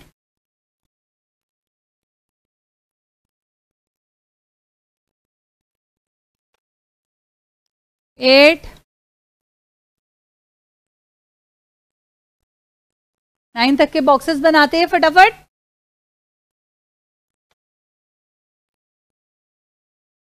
थ्री 4 5 6 7 8 9. अब जो है यहाँ पे हम फॉर्मूला लगते हैं, 1m plus 3w multiplied with 3 will give you 3 machines plus 9 worker. फटाफट आप लोग फिल करिए. यहाँ पे 4 मशीन्स प्लस 12 वर्कर, यहाँ पे 5 मशीन प्लस 15 वर्कर. आप बताइए यहाँ कितना लिखना है. Yes, 6 machine plus 18 worker, 7 machine plus 21 worker, 8 machine plus 24 worker, 9 machine plus 27 worker. तो हमने स्केल में चेंज किया अलग अलग लेवल्स में. ठीक है, अब जब स्केल में चेंज किया तो लेट्स सी टोटल आउटपुट कितना, टोटल प्रोडक्ट जो है मेरा कितना चेंज हो रहा है. पहले 2000 बना रहे थे, डबल किए तो 5000 बन रहा है. तो अब अगर 3 गुना करेंगे तो क्या होगा, 2000 का 3 गुना करो, 2000 इंटू 3 6000 होना चाहिए. लेकिन यहाँ पे इन्होंने बनाया से 9000. कितना बनाया इन्होंने, 9000. तो यहाँ पर मेरा मार्जिनल प्रोडक्ट कितना आ गया, 4000. तो मैं टीपी का वैल्यूज लिख रही हूँ, आप लोग एमपी निकालिए. 4 केस में कितना हुआ, सपोज 14000 हो गया, यहाँ पे 19000 हो गया. 5th केस में, 6th केस में 24000 हो गया, 7th केस में 28000 हो गया, 8th केस में आपके से 31,000 हो गया, एंड 9th केस में मेरा 33,000 हो गया। अब फटाफट जो हम लोग MP निकालते हैं। 4,000 हो गया, 3,000 हो गया, 4,000 हो गया। नाउ दिस इज व्हाट, ये वाला क्या है, 14,000 minus 9,000 it comes to 5,000, 19,000 minus 14,000 it comes to again 5,000, 24,000 minus 19,000 it comes to 5,000, क्योंकि यहाँ सिंगल सिंगल यूनिट इंक्रीमेंट है, सीरियल नंबर दिया हुआ है। Again it is 4,000, 4,000, this is 3,000 and this is 2,000. So what happens to marginal product?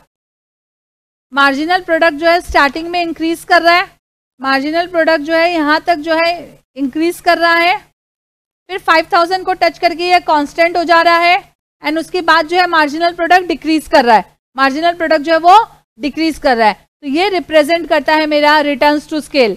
अगर इसको हम graph में प्लॉट करना चाहें, अगर हम इसे ग्राफ में प्लॉट करना चाहें तो क्या होगा, यहाँ पर तो हम प्रोडक्ट ले लेंगे, यहाँ पे चलो हम स्केल ले लेते हैं, यहाँ पे हम MP on returns to scale ले लेते हैं, ठीक है। तो अगर हम देखें मेरा ग्राफ समवॉट लाइक दिस आएगा, ऐसे इंक्रीज हुआ, फिर कांस्टेंट हुआ, फिर डिक्रीज हुआ, ठीक है। तो ये जो इंक्रीज डिक्रीज और कांस्टेंट हुआ उसको हम अलग अलग स्टेजेस में डिफाइन कर सकते हैं, MP का ये हम अलग अलग स्टेजेस में डिफाइन कर सकते हैं। तो ये जो है ये इनिशियल पोर्शन जब मेरा MP इंक्रीज कर रहा है, ये मेरा है स्टेज 1, ये मेरा है स्टेज 1 जो कि मेरा इंक्रीजिंग रिटर्न्स टू स्केल है, ये मेरा इंक्रीजिंग रिटर्न्स टू स्केल है। ये जो है जहाँ पे ये एकदम स्ट्रेट लाइन है, यहाँ पर ये है मेरा कांस्टेंट रिटर्न्स टू स्केल। और स्टेज 2, ये कौन सा है मेरा, स्टेज 2, ये कौन सा है मेरा, स्टेज 2। एंड ये जो डिक्रीज कर रहा है माने आउटपुट जो है उस प्रोपोर्शन में नहीं बढ़ रहा जिस प्रोपोर्शन में हम स्केल को चेंज कर रहे हैं, दैट इज माय स्टेज 3, ठीक है। Is this clear? The diagram for returns to scale MP का, is this clear? Yes, easy था, यस बहुत इजी है ही, वेरी इजी, हो गया। सो रिटर्न्स टू स्केल समझ में आ गया, इसके 3 वैरायटीज भी समझ में आ गए, रिटर्न्स टू स्केल समझ में आ गया, इसका 3 वैरायटीज भी समझ में आ गया। बस just I wanted to discuss with you, जब हम रिटर्न्स टू स्केल कर रहे हैं, जब हम अपना प्रोडक्शन कैपेसिटी पूरा का पूरा इंक्रीज कर रहे हैं, सारे फैक्टर्स को स्केल में चेंज कर रहे हैं, डबल कर रहे हैं, ट्रिपल कर रहे हैं, आउटपुट का इम्पैक्ट क्या हो रहा है वो हम रिटर्न्स टू स्केल से जान ले रहे हैं। But can anybody say why law of increasing returns to scale is operating? भाई लॉ ऑफ इंक्रीजिंग स्केल्स क्यों ऑपरेट कर रहा है? आउटपुट इंक्रीज कर रहा है in greater proportion than increase in output. It is generally happening due to internal economies. Internal economies भाई हमारे अंदर में जो पहले हम ठीक से यूटिलाइज नहीं कर पा रहे थे, अब उसे हम अच्छे से यूटिलाइज करने के कारण जो है हमारे अंदर के जो फैक्टर्स को हम अच्छे से यूटिलाइज करने के कारण हमें बेनिफिट मिल रहा है, इसीलिए हमारा इंक्रीजिंग रिटर्न टू स्केल हो रहा है। फॉर एग्जाम्पल जब एक फर्म एक्सपैंड करता है, increasing returns to scale starting में होता है, क्योंकि स्टार्टिंग में जब इंक्रीजिंग रिटर्न्स टू स्केल इसलिए होता है क्योंकि स्टार्टिंग में MP इंक्रीज करता है। ग्राम ने जो अभी एग्जाम्पल किया था न्यूमेरिकल वैल्यूज में, उसमें देखो MP इंक्रीज कर रहा है ना। तो जब एक फर्म एक्सपैंड करना स्टार्ट करता है तो मेरा MP इंक्रीज करता है। MP इंक्रीज करने के कारण जो है मेरा इनडिविजिबिलिटी ऑफ फैक्टर्स हो जाता है। जो मेरा फैक्टर्स है वो इनडिविजिबल हो जाता है, हम फैक्टर्स को अब डिविजिबल नहीं कर सकते। जब मेरा फैक्टर्स का इनडिविजिबिलिटी हो जाता है तो मेरा एफिशिएंसी बढ़ जाता है वो प्रोडक्शन फैक्टर्स का। इसके कारण जो है मेरा आउटपुट जो है मैंने जितना चेंज किया है उससे ज़्यादा मुझे आउटपुट मिलता है। तो this means increasing returns to scale इसलिए आता है क्योंकि अब मैं स्पेशलाइज हो गई हूँ, अब मैं स्पेशलाइज हो गई हूँ। मेरे लैंड में, मेरे लेबर में, मेरे कैपिटल में हम कहीं पे भी 1% भी वेस्टेज नहीं अलाउ कर रहे हैं, हम अपने एफिशिएंटली अपने सारे रिसोर्सेज को हैंडल कर रहे हैं। उसके बाद कांस्टेंट रिटर्न्स टू स्केल क्यों आता है? भाई अब हम फिर भी अपना स्केल बढ़ाए जा रहे हैं, हम अपने सारे रिसोर्सेज को एफिशिएंटली यूज कर लिए, फिर भी हम अपना स्केल बढ़ाए जा रहे हैं, तो आउटपुट जो है अगर सेम प्रोपोर्शन में इंक्रीज हो रहा है, जिस प्रोपोर्शन में हम हमारे इनपुट्स को दे रहे हैं, अगर सेम प्रोपोर्शन में इंक्रीज हो रहा है तभी मेरा जो है कांस्टेंट रिटर्न्स टू स्केल आता है। कांस्टेंट रिटर्न्स टू स्केल जो है, आप ऐसे समझो, आप अपने लाइफ में बहुत पढ़ाई की हो, बहुत काम की हो, काम करते ही आ रहे हो, अब जो आप अपने लाइफ में सेटल हो गए हो, आपका एक स्टैग्नेंट इनकम आना शुरू हो गया है। वो स्टैग्नेंट का इनकम का जो फेज है वो एक लॉन्ग टाइम फेज होता है। आप सपोज अब जॉब चेंज कर करके आपका जो है सैलरी का पैकेज जो है 50 लाख पर एनम आ गया, और उसके बाद जो है आप क्या कर रहे हो, उसके बाद आप जो है आप बोल रहे हो भाई मैं जिस कंपनी में जॉब कर रहा हूँ मैं वहाँ सेटिस्फाइड हूँ, मैं 50 लाख रुपया मेरा कंटिन्यूस ईयरली इनकम आ रहा है and I am well satisfied, मुझे कहीं जॉब चेंज करने की जरूरत नहीं है। तो ये एक लॉन्ग फेज होता है, उसको हम लोग कहते हैं कांस्टेंट रिटर्न्स टू स्केल। ये एक लॉन्ग फेज होता है, इसको हम लोग लीनियर होमोजीनियस प्रोडक्शन फंक्शन भी कहते हैं। कांस्टेंट रिटर्न टू स्केल को हम लोग लीनियर होमोजीनियस प्रोडक्शन फंक्शन भी कहते हैं। ठीक है, एमसीक्यू का क्वेश्चन हो सकता है, लीनियर होमोजीनियस प्रोडक्शन फंक्शंस कौन से रिटर्न्स टू स्केल को कहते हैं? कांस्टेंट रिटर्न्स टू स्केल को कहते हैं, क्योंकि वहां पे दोनों प्रोपोर्शन सेम है। 10% अगर हम चेंज इन स्केल करते हैं तो 10% मेरा चेंज इन आउटपुट होता है। दैट्स वाई आपको एक लीनियर ग्राफ मिलेगा जो स्ट्रेट लाइन होता है ऐसा। ठीक है, and last but not the least, अब जो हम लोग सब चीजों में स्पेशलाइजेशन कर लिए, कांस्टेंट लेवल अचीव कर लिए, जब हम अचीव कर लिए उसके बाद भी अगर हम फिर भी स्केल बढ़ाने की कोशिश करेंगे तो क्या होगा? इनएफिशिएंसी विल कम इन, डिसइकोनॉमीज आ जाएगा, inefficiency will come in, management की इनएफिशिएंसी आ जाएगी, स्टाफ की इनएफिशिएंसी आ जाएगी, रिसोर्स जो है आप उसको कंटिन्यूअस यूज किए जा रही वो ओवरहीट होने के कारण वो खराब होने लग जाएगा। तब क्या होगा? मेरा total output change in scale जितना हुआ उस सेम प्रोपोर्शन में इंक्रीज नहीं करेगा। तो इसलिए in the long run we face this 3 types of returns to scale. ठीक है, समझ में आया बच्चे लोग? पक्का?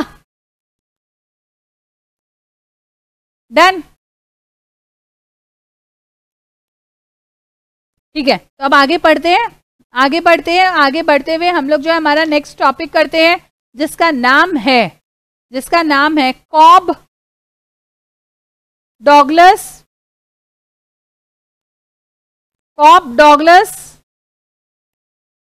Production function.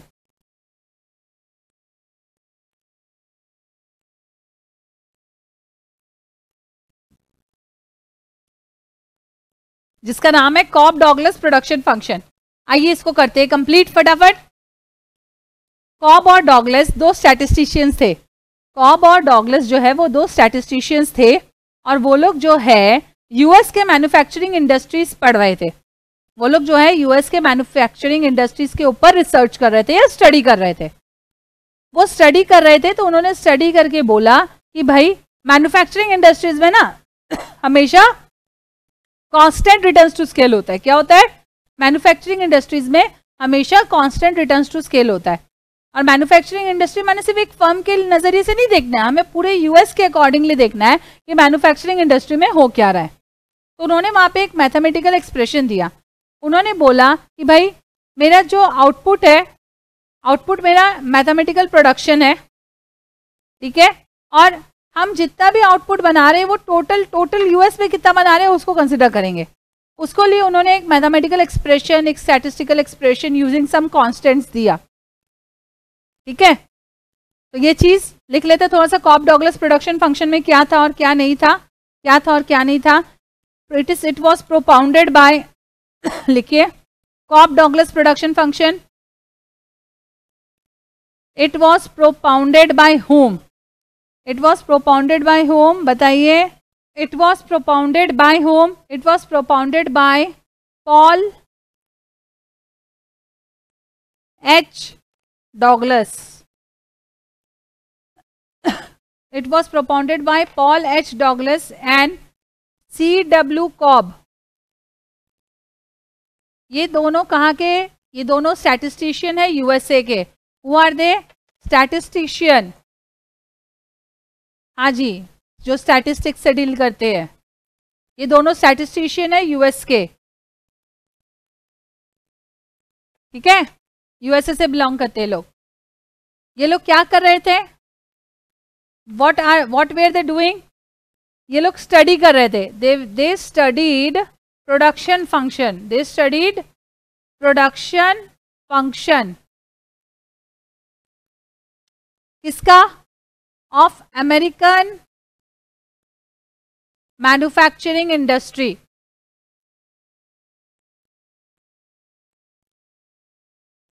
They studied production function of American manufacturing industry. जब ये स्टडी कर रहे थे तो उन्होंने बोला कि भाई ये कॉप डॉगलस प्रोडक्शन फंक्शन जो हम दे रहे हैं it is not applicable to individual firm. It is not applicable to individual firm. भाई ये इकलौते फर्म पे एप्लीकेबल नहीं है। It is not applicable to individual firm.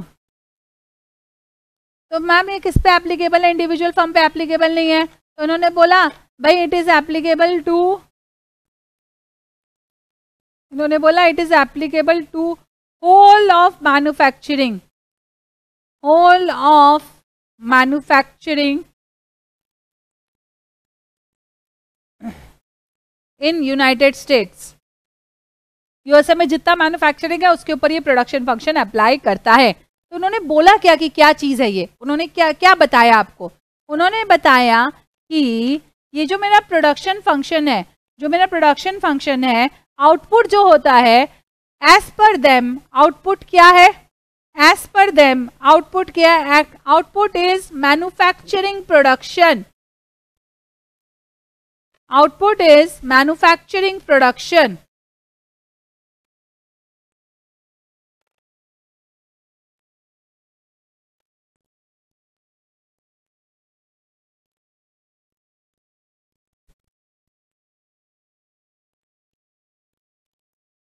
ठीक है मैम। कॉब डॉगलस ने बोला, कॉब एंड डॉगलस ने बोला कि आउटपुट क्या है? आउटपुट है मेरा मैन्युफैक्चरिंग प्रोडक्शन। तो मैम उन्होंने और भी तो बोला होगा कि इनपुट क्या है, क्योंकि इनपुट से ही तो आउटपुट निकलता है। हाँ बिल्कुल बोला है। इनपुट क्या है? इनपुट है मेरा लेबर एंड कैपिटल। सिंस वो constant returns to scale follow कर रहे थे तो उन्होंने एक मैथमेटिकली अपना कॉब डॉगलस प्रोडक्शन फंक्शन को एक्सप्रेस किया। कैसे एक्सप्रेस किया? उन्होंने mathematically Cobb Douglas production function को ऐसे एक्सप्रेस किया, Q is equal to, Q मेरा आउटपुट है, it is equal to K L to the exponent A C to the exponent 1 minus A। Ma'am ये क्या है?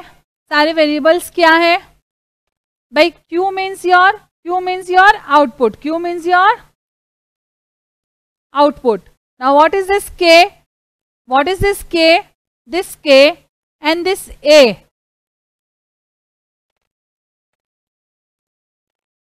This K and this A. K and A are positive constant as per them. उन्होंने assume किया K और A जो है वो मेरा positive constant है। What is this L? Ma'am, L stands for quantity of labor. L is my labor. And ma'am, what is this C? Wait, this C is my capital. C is my capital, quantity of capital. And ma'am, what are those two variables? This K and this small a. भाई ये मेरा एक positive constant है, positive constant है। उन्होंने कहा अगर आपका कांस्टेंट रिटर्न्स टू स्केल ही होता है हर जगह, आप ये मैथमेटिकल इक्वेशन लगाओ, आपको पता चल जाएगा आप अपने कितने रिसोर्सेज को यूज करके कितना प्रोडक्शन कर सकते हो। Q is equal to K multiplied with L to the power A multiplied with C to the power 1 minus A। उन्होंने ये चीज बताया। लास्ट क्लास में उन्होंने ये चीज स्टैटिस्टिकल स्टडी किया तो उन्होंने स्टैटिस्टिकल स्टडी में फाइनली चीज कंक्लूजन करके बताया कि भाई हमारा स्टडी ये रिवील करता है, मेरा स्टडी ये रिवील करता है कि भाई लेबर जो है और कैपिटल जो है, ये दो मेन इनपुट जो है, लेबर मेरा 3/4 एंड कैपिटल मेरा 1/4 हेल्प करता है इंक्रीज इन मैन्युफैक्चरिंग प्रोडक्शन।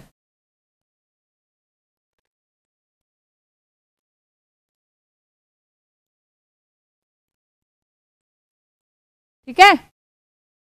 तो उन्होंने कंक्लूड किया कि भाई लेबर मेरा 3/4 हेल्प करता है और कैपिटल मेरा 1/4 हेल्प करता है in increase in manufacturing production. But ना थोड़ा टाइम बीता, कॉब एंड डॉगलस को जो है अपनी गलती का एहसास हुआ।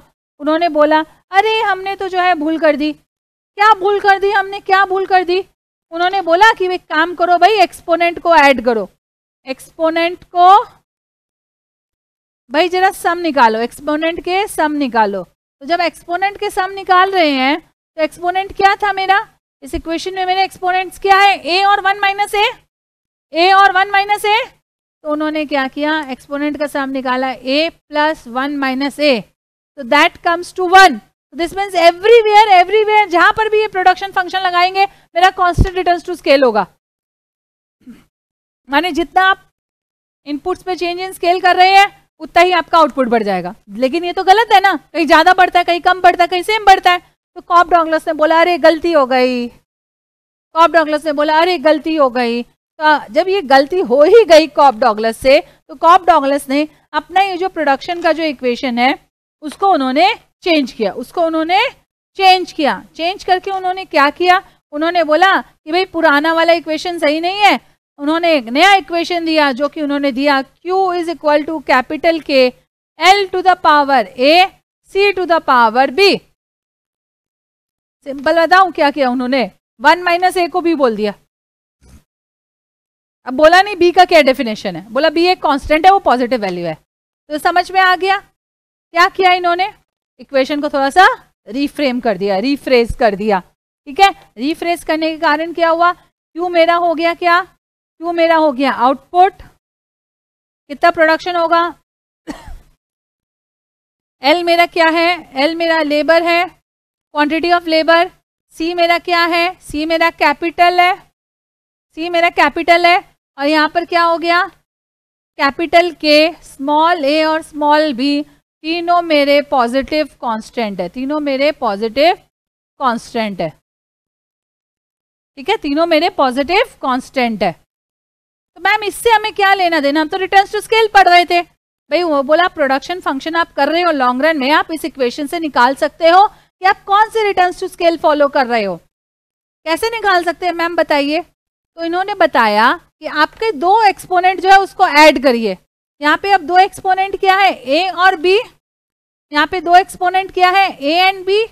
आप जो है ए एंड बी को ऐड करिए, तो ए प्लस बी करिए। चलिए कर देते हैं, कर दिए मैम ए और बी ऐड। अरे आप ए एंड बी और ऐड कर देते हैं, ए प्लस बी ऐड करने के बाद अगर ये ग्रेटर देन 1 होता है, अगर a प्लस बी, अगर आप एक्सपोनेंट्स को ऐड करने के बाद जो है ये ग्रेटर देन 1 होता है, दिस मीन्स आपका फर्म जो है उसमें क्या हो रहा है, उसमें इंक्रीजिंग रिटर्न्स टू स्केल है। माने आउटपुट ज्यादा इंक्रीज कर रहा है देन चेंज इन स्केल, इसमें इंक्रीजिंग रिटर्न्स टू स्केल है। तो मैम a प्लस बी अगर इज इक्वल टू 1 है तो क्या होगा, भाई a प्लस बी अगर इज इक्वल टू 1 है तो आपका कांस्टेंट रिटर्न्स टू स्केल होगा। क्या होगा, constant returns to scale। and finally a plus b जो है if it is less than 1, if it is less than 1 तो आपका क्या है भाई, आप तब मेरा जो है डिक्रीजिंग रिटर्न्स टू स्केल है, डिक्रीजिंग रिटर्न्स टू स्केल है। Is it clear. तो कॉब डॉगलस प्रोडक्शन फंक्शन में बताया गया है अगर आप एक्सपोनेंट्स को ऐड कर लो और एक्सपोनेंट्स के वैल्यू को चेक करो तो उस वैल्यू को देख के आप बता सकते हो कि कौन सा रिटर्न्स ऑफ स्केल चल रहा है उस फर्म में। Is it clear, done. एकदम इजी था ये टॉपिक, यस और नो।